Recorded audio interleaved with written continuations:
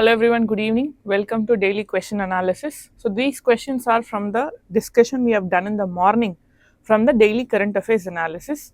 So you have to watch the video so that you can work out on these questions more efficiently. So before going into the topic, before going into the question analysis, I would request you all to subscribe to the channel so that you get daily regular updates, and also share this video to your friends. So what is the first question? So first question is regarding the Medicinal Plants Board, National Medicinal Plants Board we discussed in the video. Consider the following statement regarding the National Medicinal Plants Board. It is the apex body to promote conservation, cultivation and trading of medicinal plants. It is working under the Ministry of Commerce and Industry. It is headquartered in Mumbai. So we all should know one thing. So if there is any ministry mentioned, there is a high possibility that that ministry might not be right. So whenever you are studying, whenever you are coming across any current affairs, remember that you have to go through what is the ministry. So in this case, what is the answer for this question is that? So the answer for this question is one only, because it is the apex body. So that statement is right. It is the apex body to promote conservation, cultivation and trading of medicinal plants. And coming to the ministry, it is under the Ministry of Ayush. So we discussed this in the video. It is coming under the Ministry of Ayush, and the headquarters is in New Delhi, not in Mumbai. So the second and third statements are not correct, and as I told you, the ministries might be wrong mostly. It's a trap set by the question paper setter. So whenever you are studying your current affairs, ensure that you are taking notes of the ministry of any institution you are coming across. So answer is one only for this question. So we'll go to the next question.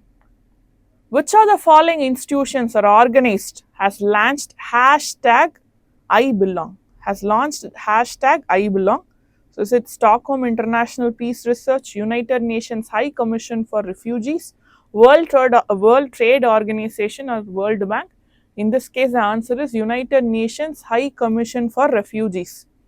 Hashtag I belong addresses the issues of stateless persons. Stateless persons. So we saw about refugees, stateless persons and displaced communities, and I belong specifically addresses the issues of stateless person, and this is launched by the United Nations High Commission for Refugees. I have discussed about this in detail in the question paper, repeating. So I have discussed in detail about the topic in terms of current affairs analysis in the video posted in the morning. We will go to the next question. Consider the following statement about the National Mission for Clean Ganga.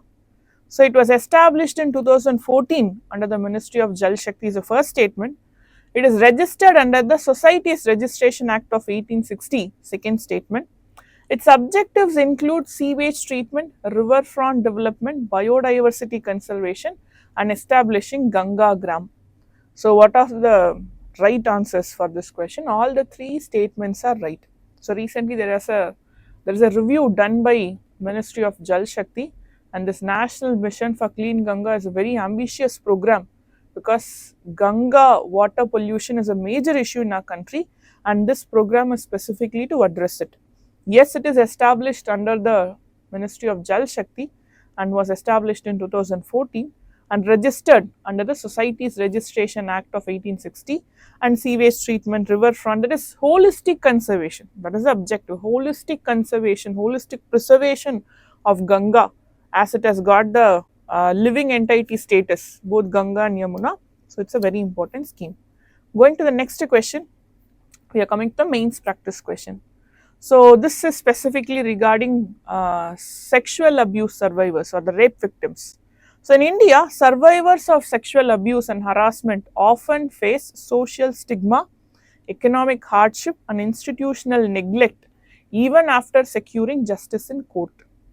In this context, discuss the need for structural systems, legal, economic and psychosocial support to ensure that empowerment for survivors move beyond symbolic recognition. So very beautiful question this is, because it has a very good scope.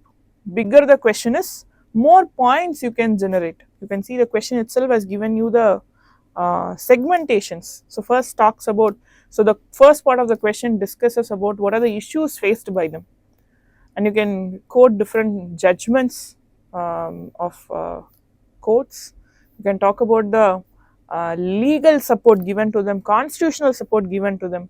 Then you talk about what are the social issues they face, the stigma, health issues, financial aspect, legislation based aspects, all these you can talk about.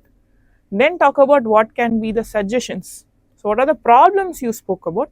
Just give the suggestions to them, like creating awareness, free legal aid that is already present, and what can be the way of them getting access to it.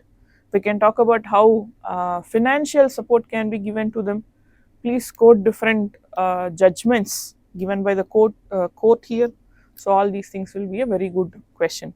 And finally, giving the answer, we have to giving the conclusion. We have to talk about how the justice does not stop only with the court judgment. It should extend beyond the judgment, and it should not be a mere symbolic recognition but a true empowerment. So this would be a very good conclusion.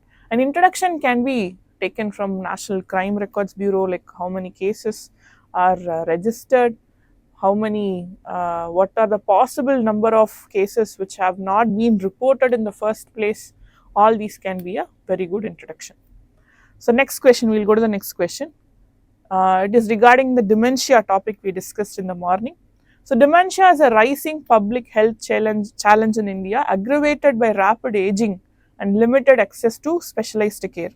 In this context, discuss the potential role of digital and assistive technologies in dementia management.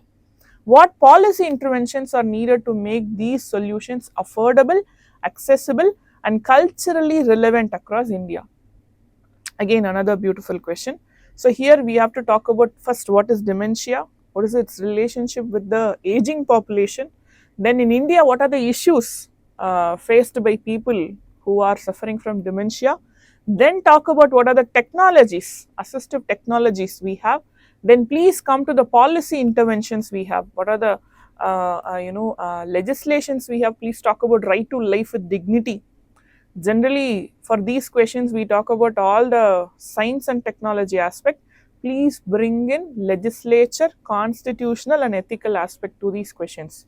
So it will give you a very good mark in the examination. And finally, please give the conclusion that the population shift should not be a burden to our country, but it is a responsibility that has to be addressed starting from now. That can be a very good conclusion. Yes, so successfully we have discussed the questions related to the topics we discussed in the morning. So mains question, please do write it and submit it in the comment section so that we will give us our assessment. So thank you so much. Do not forget to subscribe. We'll meet again in the upcoming videos. Thank you.